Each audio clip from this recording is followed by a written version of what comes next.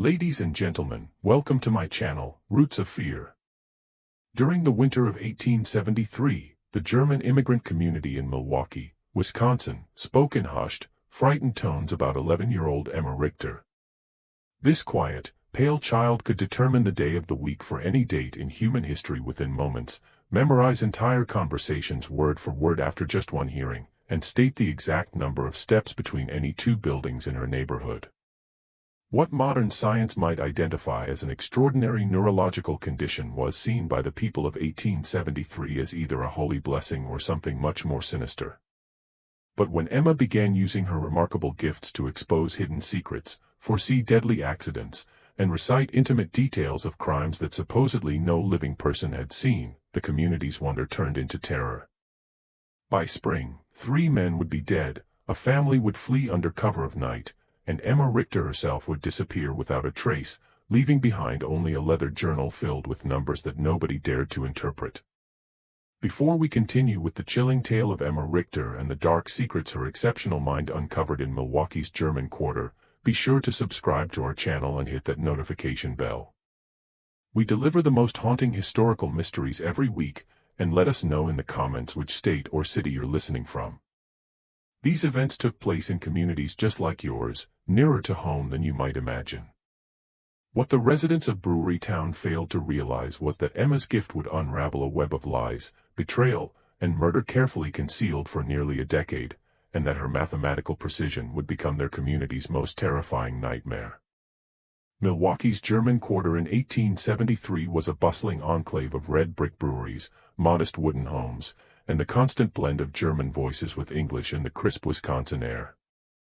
The community of nearly 8,000 German immigrants had built their own little Bavaria along the shores of Lake Michigan, complete with beer gardens, traditional bakeries, and the familiar rhythms of old-world life transplanted onto American soil. The men worked in the breweries, Schlitz, Best, and dozens of smaller operations that made Milwaukee famous, while their wives tended gardens yielding the same vegetables their grandmothers had grown in the Rhineland. Heinrich and Greta Richter had arrived from Bavaria in 1861 with dreams of prosperity and their infant daughter, Emma. Heinrich found steady work as a brewmaster at the Kellner Brewery, a mid-sized operation supplying beer to the growing city's thirsty population. Greta took in laundry and mending to supplement their income, her nimble fingers working by candlelight long after Emma had been put to bed in their small but tidy home on Galena Street. The Richters were unremarkable in every way except for their daughter. Emma had been born during the harsh Atlantic crossing, 3 weeks premature and so tiny that the ship's doctor doubted she would survive the voyage. But survive she did, though she remained slight and pale with enormous gray eyes that seemed to absorb everything around her with unsettling intensity. As a toddler, she rarely cried or demanded attention, content to sit quietly in corners, watching and listening as the adult world unfolded around her. By age 4, Emma's parents began noticing something unusual. She could recite entire conversations she had overheard days earlier, complete with the precise inflections and accents of the speakers. She counted everything, the number of stitches in her mother's embroidery, the steps from their front door to the bakery, the exact time between the brewery whistles marking the start and end of each workday. When Heinrich taught her basic arithmetic, she absorbed mathematical concepts with frightening speed, solving problems in her head faster than he could work them out on paper. The German community initially viewed Emma's abilities with a mix of pride and unease. Old Mrs. Brennan, who claimed to remember the witch trials from her grandmother's stories, crossed herself whenever Emma's calculating gray eyes fixed on her. But Father Koller, the stout Bavarian priest serving their small Catholic parish, declared Emma's gifts a blessing from God, a child chosen to demonstrate divine wisdom in their New World community. The winter of 1872 had been particularly harsh, with temperatures dropping so low that Lake Michigan froze solid for the first time in a generation. The brewery workers huddled around coal stoves, their breath visible even indoors, while their wives struggled to keep their families warm and fed through the long, bitter months. It was during this isolated winter that Emma's abilities began to take on a darker character, though no one yet understood what was coming. Emma had developed the habit of sitting by the small window in their kitchen, watching neighbors go about their daily routines with the same intense focus she applied to mathematical problems. She began noticing patterns, not just in numbers but in human behavior. Mr. Kruger always walked to the brewery by the same route, taking exactly 247 steps, except on Wednesdays when he took a different path requiring 284 steps. Mrs. Fisher hung her laundry in a specific sequence, but when her husband worked late at the mill, she changed the order completely. These observations might have been dismissed as the quirks of an unusual child, except that Emma began voicing her findings in ways that increasingly discomforted the adults. The shift from curiosity to dread began on a gray February morning in 1873.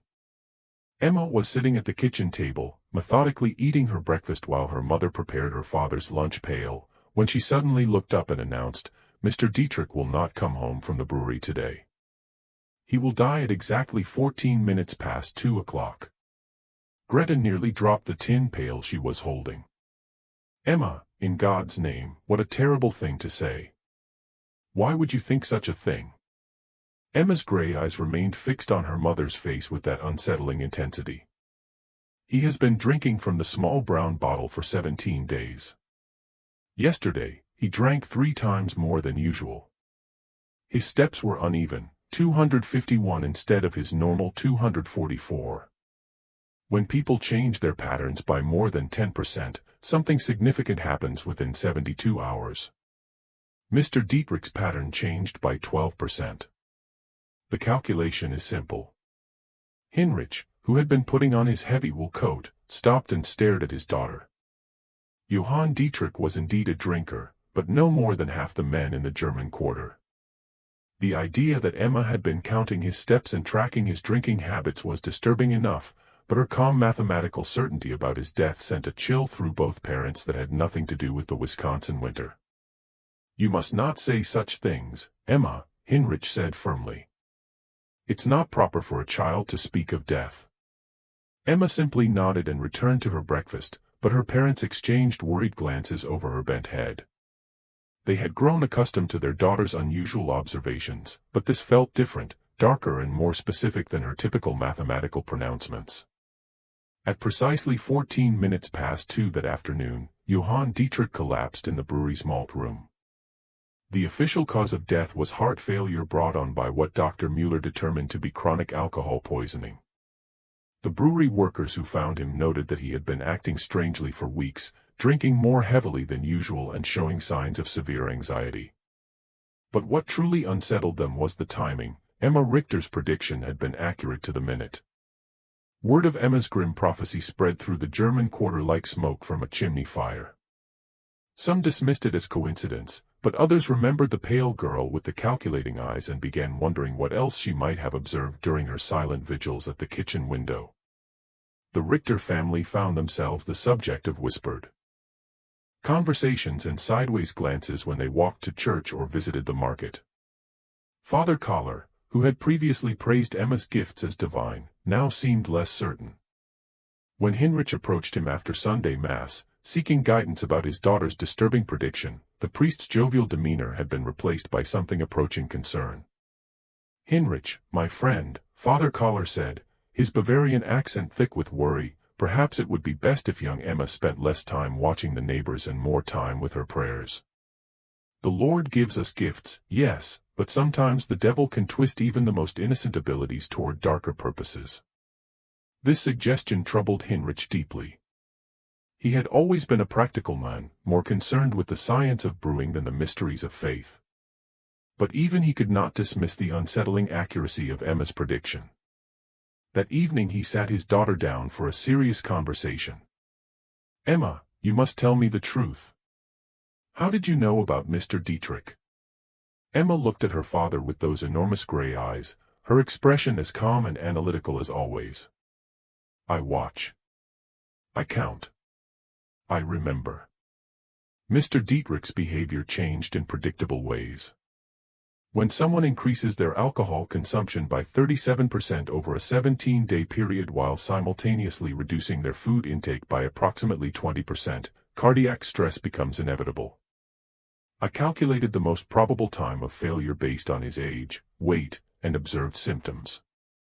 Heinrich felt his blood run cold. His 11-year-old daughter was speaking like a physician, or something far more troubling. But Emma, how could you know all these details about Mr. Dietrich's eating and drinking? I observe everything, Papa. Every day, every person, every pattern.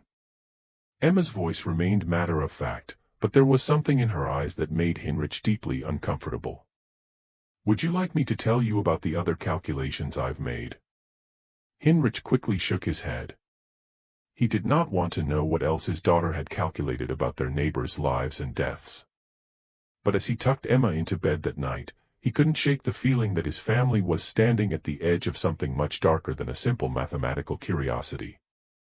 The February snow continued to fall outside their small house, muffling the sounds of the German Quarter and creating an insulated world where secrets could be hidden and observations could be made without detection. Emma lay quietly in her narrow bed, her mathematical mind processing the day's data and calculating probabilities that number 11-year-old should be able to comprehend, and certainly number 11-year-old should want to know. In the weeks following Johann Dietrich's death, the atmosphere in Milwaukee's German Quarter shifted like the wind off Lake Michigan. Emma continued her daily observations, but now her parents watched her with growing unease as she sat by the kitchen window, her gray eyes tracking the movements of their neighbors with mechanical precision. The child who had once been their pride had become a source of deep, gnawing worry. The brewing community was tight-knit by necessity. The men relied on each other for work, their wives for companionship during the long winters, and their children played together in the narrow streets between the red brick buildings. But Emma had never quite fit into this social fabric. While other children played games and told stories, she preferred to sit alone, counting and calculating and watching the world around her with that unsettling intensity. Greta began to notice that Emma's observations were becoming more detailed and more disturbing.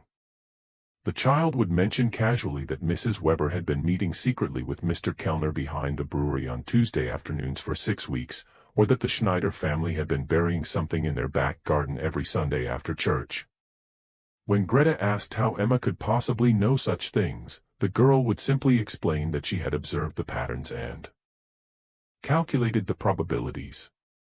People think they are being secret, Emma said one March morning as she methodically buttered her bread. But they follow patterns just like numbers. Mrs. Weber always tells her husband she's visiting her sister on Tuesday afternoons, but she takes 127 steps to Mr. Kellner's house instead of 349 steps to her sister's. The Schneiders bury objects wrapped in cloth exactly 73 centimeters apart in a grid pattern. They believe no one is watching, but I am always watching. Heinrich had heard enough. That evening, after Emma was asleep, he spoke seriously with his wife about their daughter's increasingly troubling behavior. Greta, this cannot continue.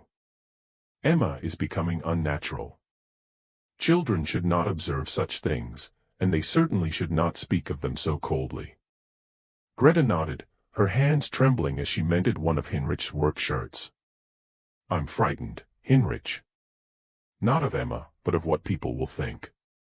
Already the neighbors look at us strangely. Mrs. Brennan crossed the street yesterday when she saw me coming.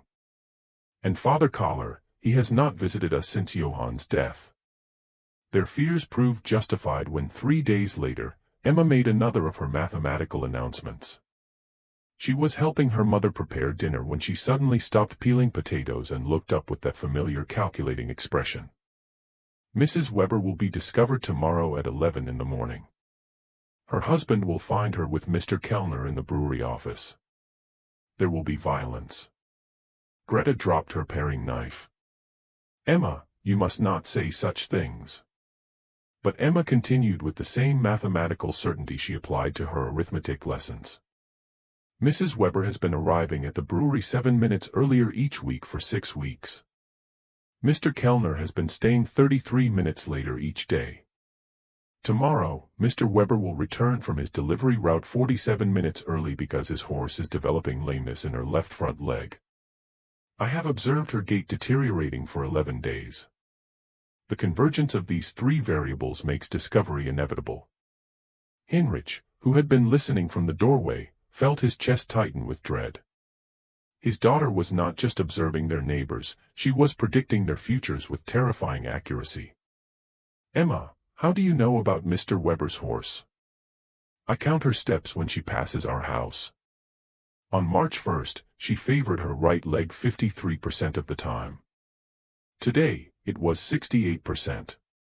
Tomorrow, the lameness will be severe enough to slow the delivery route by 47 minutes, causing Mr. Weber to return early." The next day unfolded exactly as Emma had calculated. Wilhelm Weber discovered his wife Anna in a compromising position with brewery owner Ernst Kellner. The confrontation that followed left Kellner with a broken nose and 3 cracked ribs, while Anna was beaten so severely that Dr. Müller had to be summoned. The scandal rocked the tight-knit German community. But what disturbed people even more was the growing realization that little Emma Richter had somehow predicted the entire sequence of events. Word spread quickly through the neighborhood. The pale girl with the mathematical mind had not only predicted Johann Dietrich's death but had also foreseen the Weber-Kellner scandal with unsettling precision. People began to whisper about the strange child who sat at her window, watching and calculating and somehow knowing things that no child should know. The Richter family found themselves increasingly isolated. Former friends avoided them at church. Children were forbidden from playing near their house, and even the shopkeepers in the German quarter began to treat them with barely concealed suspicion. Hinrich's position at the brewery became tenuous. His fellow workers viewed him with unease, and Ernst Kellner, still recovering from his beating, made it clear that the Richter family was no longer welcome at company social events. But Emma seemed oblivious to the growing hostility around her. She continued her daily observations, her mathematical mind processing data and calculating probabilities with mechanical precision. She began keeping a leather journal, filling its pages with numbers, dates, and observations that her parents dared not read. The sight of their 11-year-old daughter bent over her calculations, writing in neat columns of figures, filled them with a dread they could not name. As winter gave way to spring, the isolation deepened. The German quarter that had once felt like home now seemed hostile and threatening. Hinrich began to consider the unthinkable, leaving Milwaukee, abandoning the life they had built, and starting over somewhere far from the whispers and the fear and the terrible accuracy of their daughter's predictions. But Emma was not finished with her calculations. The worst was yet to come, and her mathematical mind had already begun processing the data that would lead to the darkest secrets of all. As April arrived in Milwaukee, bringing the first tentative warmth after the brutal winter, Emma's journal grew thicker with her precise notations. The leather-bound book had become her constant companion, and she filled its pages with increasingly complex calculations that went far beyond simple mathematics. Her parents caught glimpses of charts tracking human behavior patterns, tables of numerical sequences they couldn't understand, and detailed maps of the German quarter marked with symbols and measurements. The community's fear of Emma had begun to manifest in more concrete ways. Children were forbidden from walking past the Richter house. Shopkeepers served the family quickly and without conversation, and even Father Kohler had begun limiting his interactions with them to formal church services. But Emma's isolation only seemed to sharpen her observational skills, as if the removal of normal social distractions allowed her unusual mind to focus more intently on the mathematical patterns she perceived in human behavior. Dr. Friedrich Müller, the community's physician, had grown increasingly curious about Emma's abilities. Unlike the superstitious whispers of the neighbors, Dr. Müller approached the situation with scientific interest. He had studied medicine in Berlin before immigrating to America and had encountered cases of unusual mental capabilities in his practice. When Hinrich Richter approached him privately, seeking medical advice about his daughter's condition, Dr. Müller agreed to examine Emma. The examination took place on a rainy Thursday morning in Dr. Müller's office above the pharmacy on Water Street. Emma submitted to the doctor's questions and tests with the same mathematical precision she applied to everything else, answering each inquiry with detailed accuracy while her gray eyes remained fixed on some invisible calculation. "Emma," Dr. Müller said in his accented English, "your father tells me you can predict when certain events will happen. Can you explain to me how you do this?" Emma looked at the doctor with that unsettling intensity. I observe patterns and calculate probabilities based on established behavioral data. People believe their actions are random, but they follow mathematical sequences. When I have sufficient data points, I can predict future behavior with high accuracy. Dr. Mueller leaned forward, intrigued despite himself. Can you give me an example? Emma consulted her journal, flipping through pages of neat numerical notations. Mrs. Brennan believes she is keeping a secret, but her pattern is quite obvious. Every Tuesday and Friday for 8 weeks, she has walked to the church at exactly 3:15 in the afternoon. But instead of entering for prayer, she continues to the rectory and remains for precisely 43 minutes. Father Collar's pattern has also changed. He has been purchasing extra candles and wine, and his evening prayers have extended by an average of 17 minutes on Tuesdays and Fridays. The correlation is statistically significant. Dr. Mueller felt his breath catch. The implications of what Emma was suggesting about the priest and the widow were scandalous enough, but the methodical way she had documented her observations was deeply troubling. Emma, how long have you been watching people in this way? Always, Emma replied simply. Since I was very small. But I only began making calculations when I learned mathematics. The patterns became clearer then. After the examination, Dr. Mueller spoke privately with Heinrich and Greta Richter. His medical training told him that Emma's condition was neurological rather than supernatural, but he had no framework for understanding what he had observed. Your daughter's mind works differently than other children's, he explained. She processes information in ways that seem almost mechanical. In my opinion, this is a medical condition, not the other things people are saying. But even Dr. Mueller's scientific perspective couldn't diminish the growing dread that surrounded Emma's predictions. 2 days after his examination, Emma made another of her calculated announcements.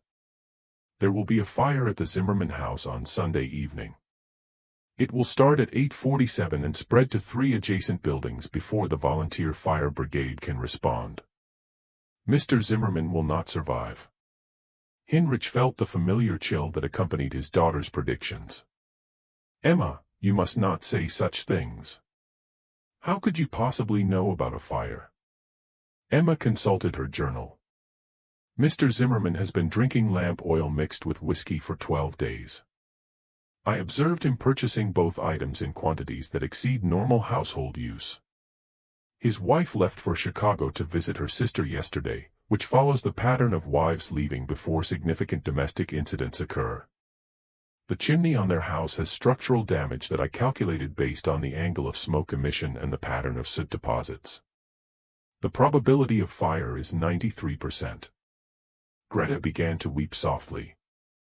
The clinical way Emma discussed potential tragedy, as if human suffering were simply another mathematical problem to be solved, frightened her more than any supernatural explanation would have.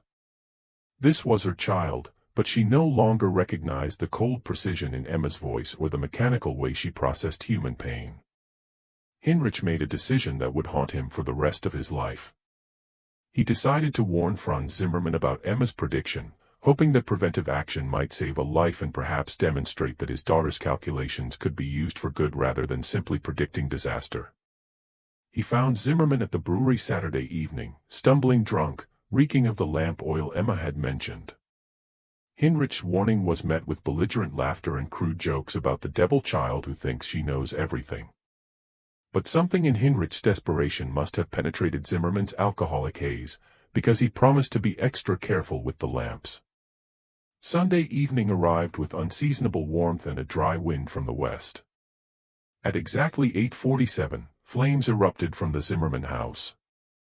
The fire spread with terrifying speed, consuming not just the original building but 3 adjacent homes before the volunteer fire brigade could mount an effective response. Franz Zimmerman's body was found in his kitchen, where he had apparently fallen while trying to extinguish flames that had spread far beyond his ability to control. The accuracy of Emma's prediction, down to the exact minute, sent shockwaves through the German quarter. Heinrich's attempt to warn Zimmerman had been witnessed by several brewery workers, and word spread quickly that Emma had predicted not just the fire but its precise timing and consequences. The community's unease transformed into open fear, and the Richter family found themselves completely ostracized. But for Emma, the fire was simply another data point to be recorded in her journal. She noted the correlation between her prediction and the actual event, made adjustments to her calculations based on the observed variables, and began processing new patterns with the same mechanical precision that had made her prediction possible in the first place.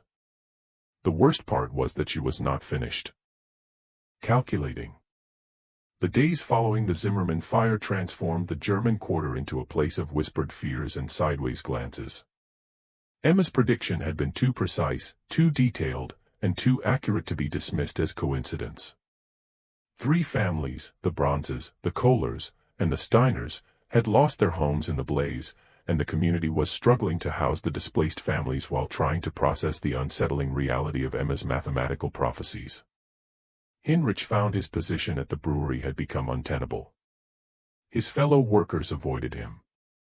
Conversation stopped when he entered a room, and Ernst Kellner, still bearing the marks of Wilhelm Weber's attack, made it clear that the Richter family's presence was no longer welcome at any brewery social functions. The mathematical precision of Emma's predictions had transformed their daughter from a curiosity into something the community feared to name. Emma herself seemed unaware of the growing hostility around her. She continued her daily observations, filling page after page of her leather journal with calculations that grew increasingly complex and disturbing. She had begun creating what appeared to be probability matrices, tracking multiple variables simultaneously and generating predictions that extended weeks into the future. Greta found herself afraid to look at her daughter's journal, terrified of what calculations Emma might be making about their own family or neighbors. The child who had once been her greatest joy had become a source of constant anxiety. Emma's matter-of-fact discussions of human tragedy, her clinical observations about people's most private behaviors, and her mechanical processing of information that should have evoked emotional responses, all contributed to a growing sense that something fundamental had been lost or damaged in her daughter's mind. The breaking point came on a Tuesday morning in late April. Emma was sitting at her usual place by the kitchen window, watching the street activity with her characteristic intensity, when she suddenly looked up at her mother with those calculating gray eyes. "Mama, there is something wrong with the pattern today." Greta, who was preparing bread for baking, felt her hands begin to tremble. "What do you mean, Emma?" Emma consulted her journal, flipping through pages of numerical notations with practiced efficiency. Every Tuesday for 11 weeks, Mrs. Brennan has walked to the rectory at exactly 3:15. But today, she left her house at 2:47 and walked toward the river instead. Her behavior indicates significant distress. Her step length decreased by 12% and her breathing pattern was irregular. This suggests she is planning something final. The clinical way Emma discussed Mrs. Brennan's apparent suicidal intentions filled Greta with horror. "Emma, you must not speak of such things. Mrs. Brennan is a good woman. She would never. The mathematical probability is 87%, Emma interrupted with the same tone she might use to discuss the weather. People who dramatically alter established behavioral patterns while displaying physical signs of distress typically execute irreversible decisions within 4 hours of the pattern change. Mrs. Brennan's pattern changed 43 minutes ago. Greta felt the world tilting around her. The realization that her 11-year-old daughter was calmly predicting a neighbor's suicide with mathematical precision was more than she could bear. She dropped her bread dough and ran to find Heinrich, who was in their small garden behind the house trying to find some normalcy in the simple act of preparing soil for spring planting. "Heinrich, you must come quickly.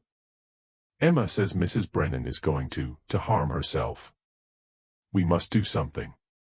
Heinrich looked at his wife's terrified face and felt the familiar dread that had become their constant companion. They found Emma still sitting by the window, making additional notations in her journal as if recording a scientific observation rather than predicting a human tragedy. "Emma, tell me exactly what you observed about Mrs. Brennan." Emma looked up from her calculations. She deviated from her established Tuesday pattern by 28 minutes. Her physical indicators suggested severe emotional distress. Based on historical data about behavioral pattern disruption, the probability of self-harm is 87%, with peak likelihood occurring between 5 and 7 this evening. Hinrich made a decision that revealed both his desperation and his growing acceptance of Emma's abilities. He left the house immediately and went searching for Margaret Brennan, following the route toward the river that Emma had indicated. He found the elderly widow standing on the dock where the fishing boats tied up, staring into the dark water with an expression of profound despair. "Mrs. Brennan," Hinrich called softly, approaching carefully so as not to startle her. "Are you all right?" The elderly woman turned toward him, her eyes red with tears. "Hinrich, what are you doing here?" I was concerned about you. You seem troubled lately." Mrs. Brennan's face crumpled. "I cannot bear it any more, Hinrich. The shame, the whispers, the knowledge that everyone knows about my weakness. Father Collar says it is sin, but I cannot help what I feel for him. Better to end it than to live with this disgrace." Hinrich realized with growing horror that Emma's observations about Mrs. Brennan and Father Collar had been accurate, and that the elderly woman was indeed contemplating suicide rather than face the scandal. He spent the next 2 hours talking Margaret Brennan away from the river, convincing her that shame was not worth dying for and that the community's judgment would eventually fade. When he returned home that evening, he found Emma making final notations in her journal.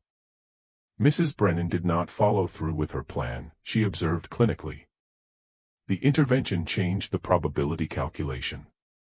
I will need to adjust my variables for future predictions involving third-party interference. Hinrich stared at his daughter in disbelief. Emma had somehow observed and calculated a suicide attempt that had not yet occurred, and now she was treating his intervention as simply another data point to be incorporated into her mathematical models. The realization that his 11-year-old daughter was not just predicting tragic events but studying human suffering with scientific detachment filled him with a horror he could not name. That night, as Emma slept peacefully in her narrow bed, Hinrich and Greta made a decision that would change their lives forever. They could not continue living in Milwaukee. Emma's abilities, whatever they were, had made their life in the German quarter impossible. But more troubling was the growing realization that their daughter was not just observing and calculating human behavior but seemed to be losing touch with the emotional reality of the tragedies she predicted. They began making quiet plans to leave Wisconsin, to find someplace where Emma could live without being feared, and where her unusual mind might find a different outlet. But Emma was not finished with her calculations, and the most disturbing revelations were yet to come.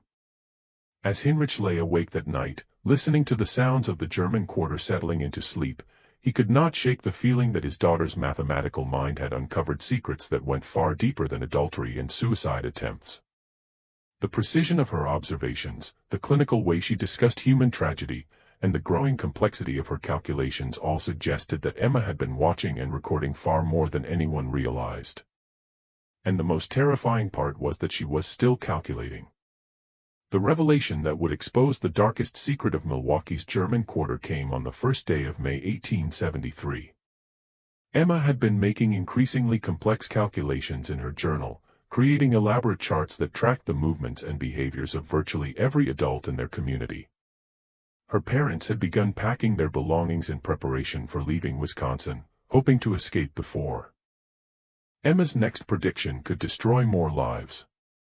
But that morning, as spring sunlight streamed through their kitchen window, Emma made an announcement that would shake the very foundations of their community. "Papa," she said, looking up from her journal with those calculating gray eyes, "I need to show you something important. My calculations have revealed a pattern that explains everything." Hinrich, who had been dreading this moment for weeks, reluctantly sat down across from his daughter. Emma opened her journal to a section filled with detailed charts, maps, and numerical sequences that looked more like the work of a trained investigator than an 11-year-old child.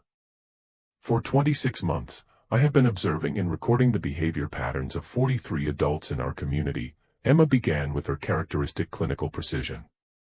"Initially, I believed the patterns were random variations. But when I analyzed the data systematically, I discovered correlations that indicate organized criminal activity."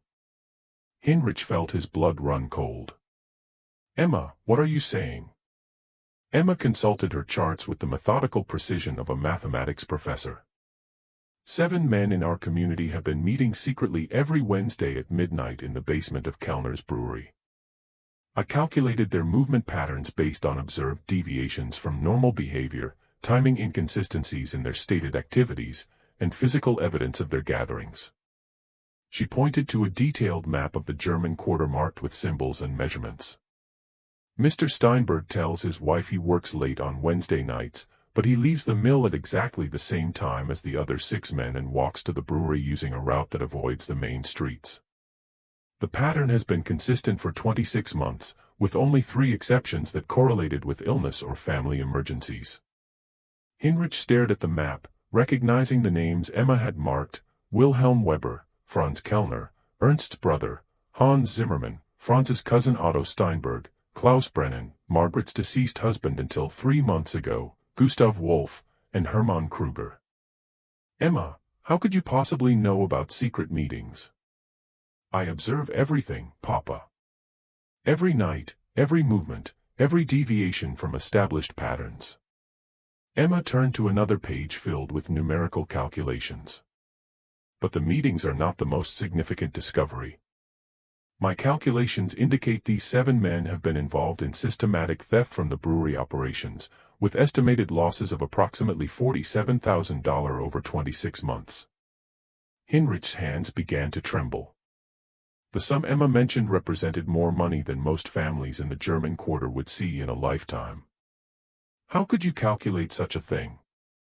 Emma's explanation was delivered with the same mathematical precision she applied to all her observations.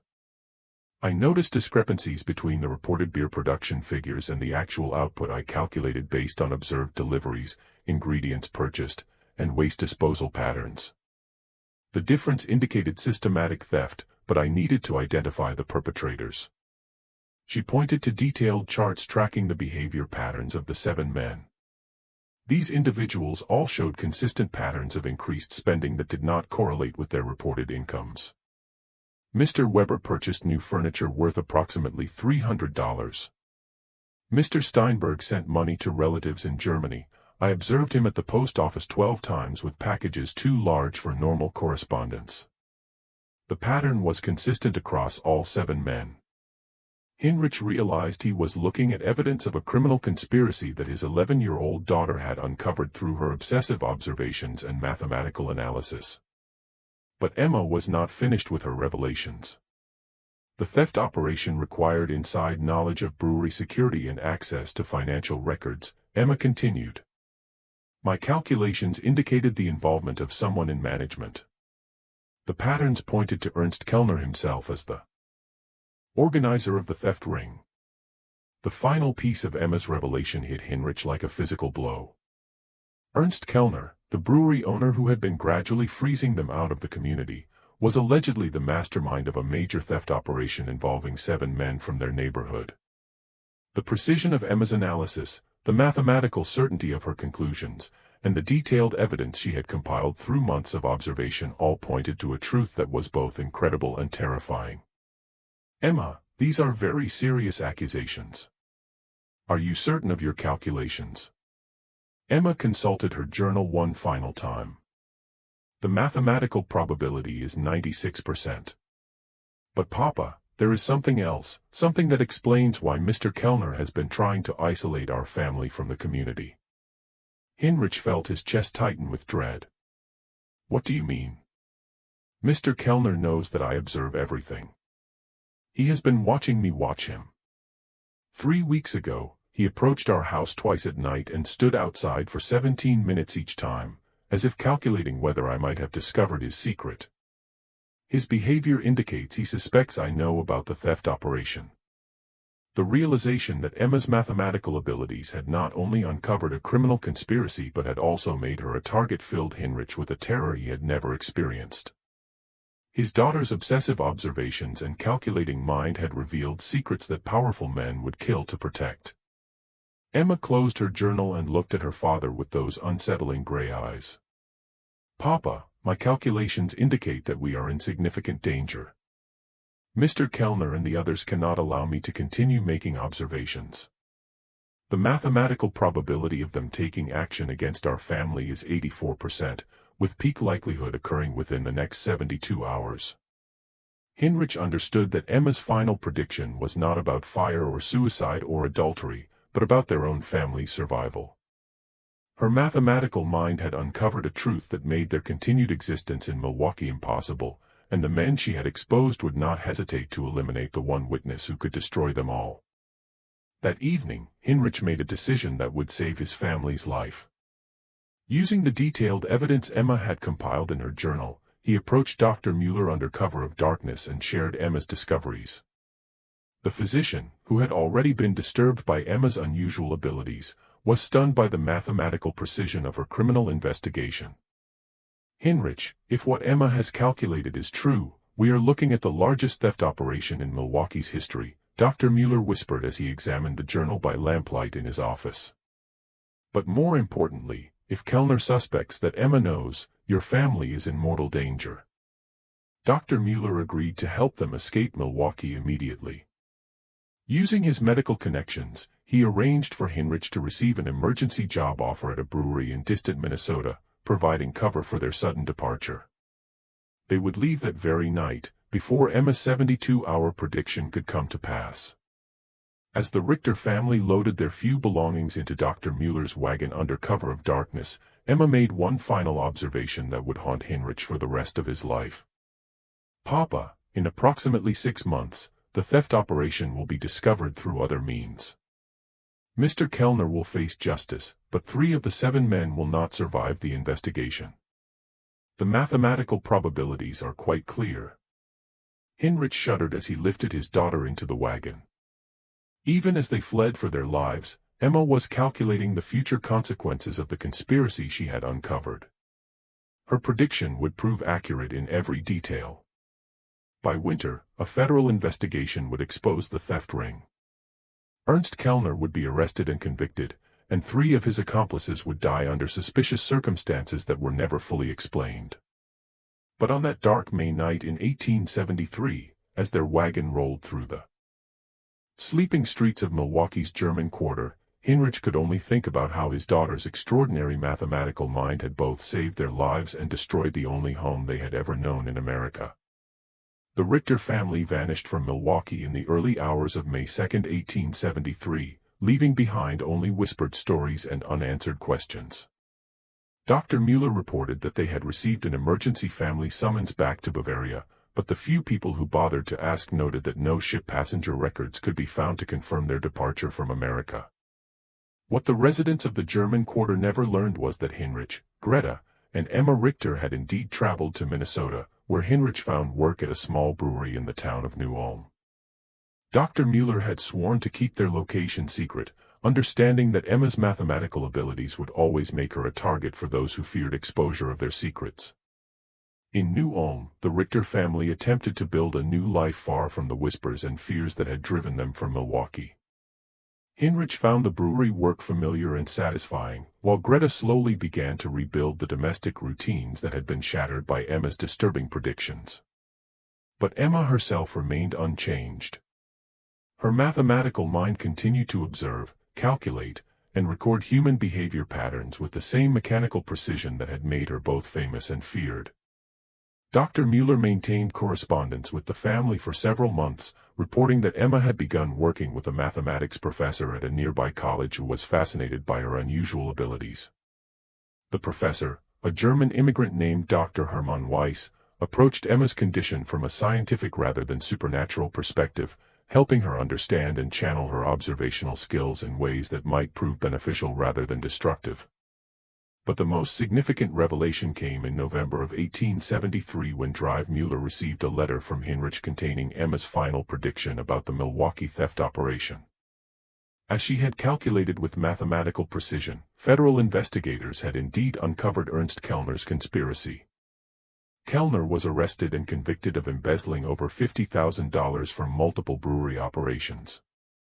Wilhelm Weber, who had been Kellner's primary accomplice, was found dead in his home under circumstances that were ruled a suicide but which many suspected were something far more sinister. Otto Steinberg and Hermann Kruger also died within weeks of the investigation's conclusion, Steinberg in what appeared to be a drunken accident, and Kruger from what Dr. Mueller diagnosed as a sudden heart attack that bore suspicious similarities to the symptoms of certain poisons. Emma's mathematical analysis of the criminal conspiracy had been accurate in every detail, including her prediction that not all of the conspirators would survive the eventual discovery of their crimes. The precision of her calculations, even from hundreds of miles away and months in advance, confirmed what Heinrich had come to understand about his daughter's extraordinary and terrifying abilities. The German quarter of Milwaukee slowly recovered from the scandal and tragedy of 1873. The brewery theft investigation brought unwelcome attention from federal authorities, but it also exposed a level of corruption that had been quietly damaging the community for years. New families moved into the houses left empty by death and departure, and the tight-knit community gradually rebuilt itself around more honest foundations. But the story of Emma Richter, the pale girl with the calculating gray eyes who could predict death and expose secrets through mathematical observation, became part of the neighborhood's whispered folklore. Parents used her story to warn their children about the dangers of knowing too much, while adults quietly wondered what other secrets might be hiding behind the ordinary facades of their neighbors' lives.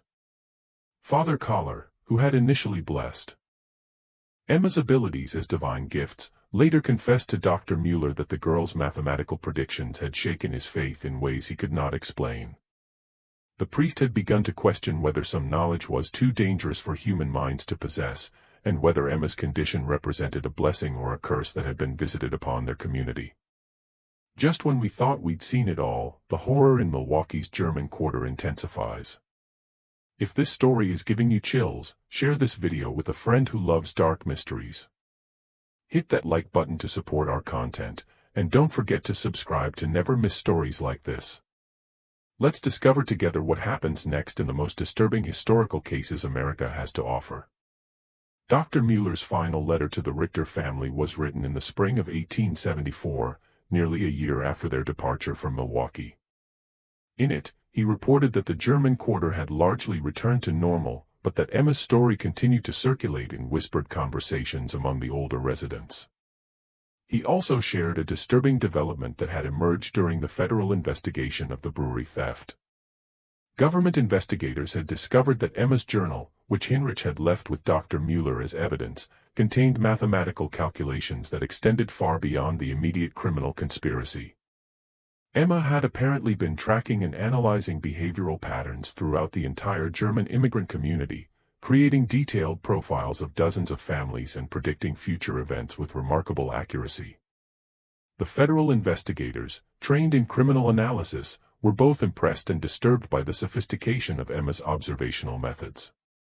"Your daughter's mind works in ways that professional investigators might envy," Dr. Mueller wrote. "But I confess that I am grateful she is far from Milwaukee. The precision of her observations and the mathematical certainty of her predictions represent a kind of knowledge that I fear is too dangerous for any community to possess." The final mention of Emma Richter in any historical record comes from a brief notation in the New Ulm College Mathematics Department records from 1875. Professor Hermann Weiss reported that his special student had demonstrated unprecedented abilities in statistical analysis and behavioral prediction, but that her family had decided to relocate once again for personal reasons. After that entry, Emma Richter disappeared from history as completely as she had vanished from Milwaukee on that dark night in May of 1873. What happened to the girl who could calculate human behavior with mathematical precision remains unknown. Some researchers have theorized that families like the Richters, possessing children with unusual abilities, deliberately maintained their anonymity to protect themselves from both scientific exploitation and community persecution. Emma's story represents one of the few documented cases where such abilities were recorded in sufficient detail to understand their scope and implications. This mystery shows us that the human mind remains one of our greatest enigmas, capable of developing extraordinary abilities that challenge our understanding of intelligence, observation, and prediction. In 1873, Emma Richter's mathematical approach to human behavior was seen as either divine or demonic. But modern science recognizes that conditions like savant syndrome, autism spectrum disorders, And hyperthymesia can indeed create minds that process information in ways that seem almost supernatural to those who don't understand the neurological mechanisms involved. What do you think of this story? Do you believe everything was revealed? Or do you think Emma's abilities extended even further than what we discovered? Leave your comment below and let us know if you've ever encountered someone with similar extraordinary mental abilities. If you enjoyed this tale and want more horror stories like this, subscribe to Roots of Fear, hit the notification bell, and share with someone who loves mysteries. These historical cases remind us that the most frightening truths are often hidden in plain sight, waiting for the right mind to calculate their terrible secrets. The case of Emma Richter demonstrates that sometimes the most terrifying discoveries come not from supernatural forces but from the relentless application of mathematical logic to human behavior. In a world where we believe our secrets are safe, the existence of minds capable of such precise observation and calculation reminds us that privacy may be nothing more than an illusion, and that the patterns we think we hide may be visible to those who know how to look and how to count.